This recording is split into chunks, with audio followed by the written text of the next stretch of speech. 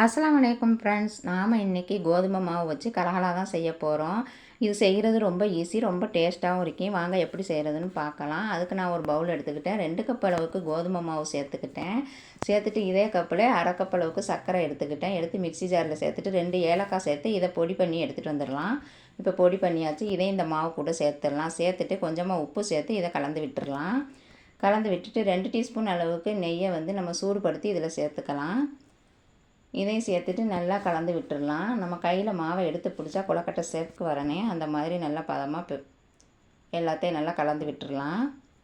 இப்போ இதில் 1/4 கப் அளவுக்கு தேங்காய் பால் சேர்த்து நல்லா பிசைஞ்சு எடுத்துக்கலாம். சப்பாத்தி மாவு பதத்துக்கு பிசைஞ்சு எடுத்துக்கலாம்.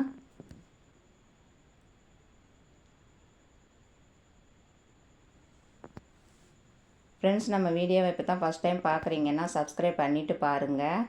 இந்த வீடியோ பிடிச்சிருந்தா ஒரு லைக் போட்டுருங்க. இப்போ மாவு பிசைஞ்சாச்சு. இப்போ நம்ம சப்பாத்தி கட்டையில் வச்சு தேய்ச்சிக்கலாம். தேய்ச்சிட்டு நமக்கு எந்த ஷேப் வேணுமோ அந்த ஷேப்பில் கட் பண்ணி எடுத்துக்கலாம். இப்போ தேய்ச்சி எடுத்துட்டேன். இப்போ கத்தி வச்சு கட் பண்ணி எடுத்துடலாம். ஸ்கொயர் ஷேப்பில் நான் கட் பண்ணி எடுக்கிறேன்.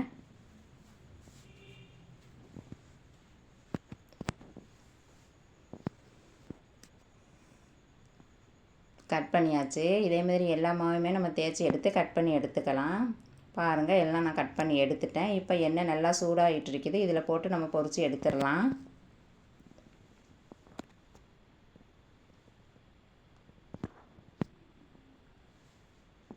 போட்டாச்சு. இப்போ எல்லா பக்கமும் நல்லா வேகிற மாதிரி திருப்பி விட்டுக்கலாம். இப்போ நல்லா வெந்ததுக்கப்புறமா பொன்னிறமாக வந்ததுக்கப்புறமா நம்ம எல்லாத்தையும் எடுத்துடலாம்.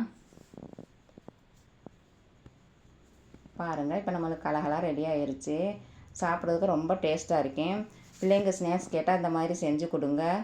குழந்தைங்கள்லாம் விரும்பி சாப்பிடுவாங்க. ஓகே ஃப்ரெண்ட்ஸ், இந்த வீடியோ பிடிச்சிருந்தா லைக் பண்ணுங்கள், ஷேர் பண்ணுங்கள், கமெண்ட் பண்ணுங்கள். மறக்காமல் நம்ம சேனலை சப்ஸ்கிரைப் பண்ணிவிடுங்க. உங்கள் ஃப்ரெண்ட்ஸ் அண்ட் ஃபேமிலிக்கு ஷேர் பண்ணுங்கள். தேங்க்யூ.